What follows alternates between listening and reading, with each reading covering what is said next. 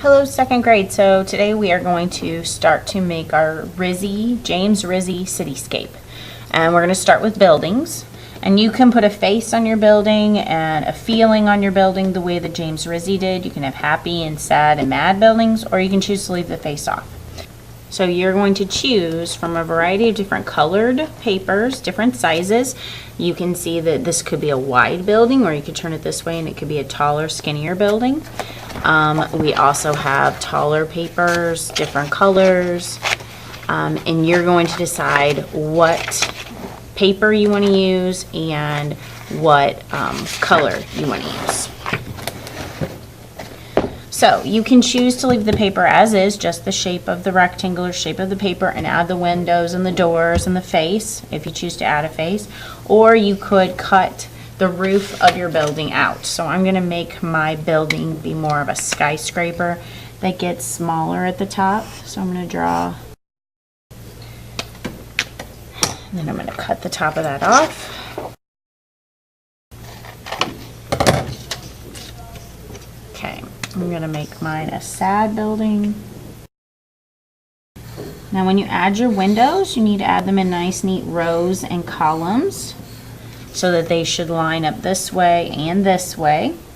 That you shouldn't have one here, one here, and one here, and one here, and they shouldn't be overlapping and all crooked. You can use the wide part of the marker, and you might want to draw this in pencil first so you get it just the way you want. You can use the wide part of the marker to get a wide line, and then you can use the tip of the marker, the pointy part, to get a skinnier line.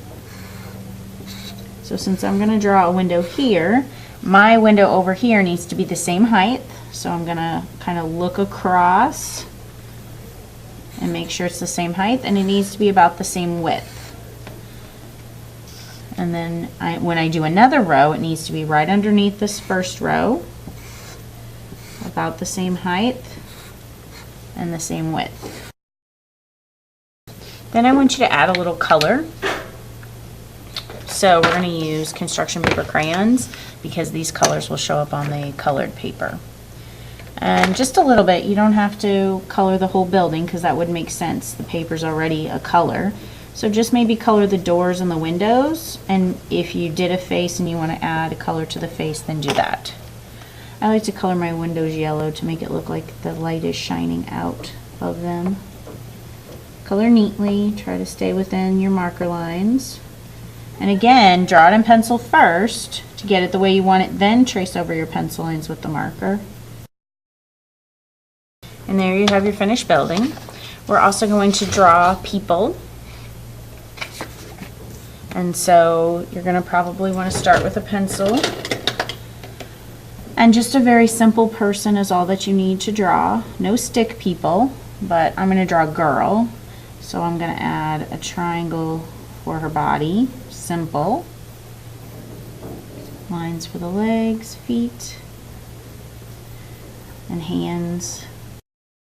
You can draw your person any way you want. I'm going to fatten up the arms and the legs, because trying to cut out a little skinny line like that, I might cut it off.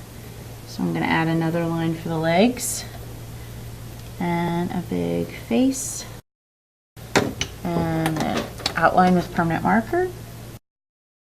Now if you do lots of little details, you might need a skinnier marker, or maybe even the pins, to make a thin black outline so that you can see your details.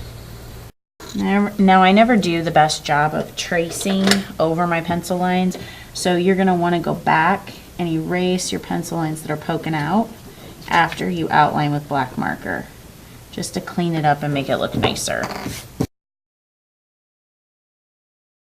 Okay, and then you're going to use skin colored crayons for their face, arms, hands, and legs.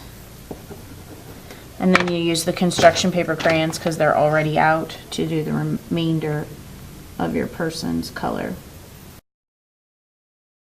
Then you're going to carefully cut this out, and I want to cut outside the black lines so that you still see my marker. I don't want to cut the marker lines off. Now if you cut a part of your person off, like you cut a foot off, or you cut a hand off, or you cut a leg off, just bring me the pieces and we'll tape it back together. Now, since the fingers are little lines, I'm going to cut around all of them in one piece and just leave that white paper there. Now, there's nothing that says you have to cut this out in one piece. You can cut in and take pieces off to make it easier to get around the person. Take your time cutting them out.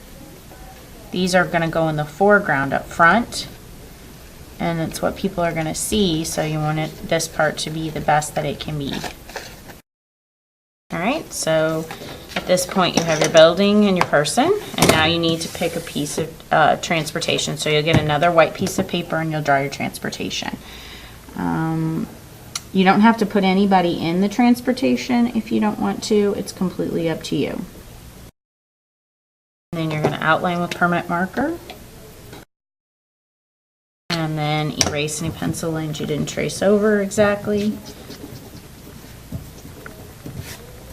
And we're going to use the construction paper crayons that are already on the table to color in our truck or our transportation.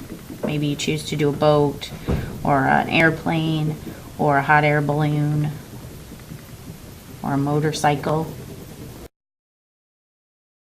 And then you're going to cut it out very carefully.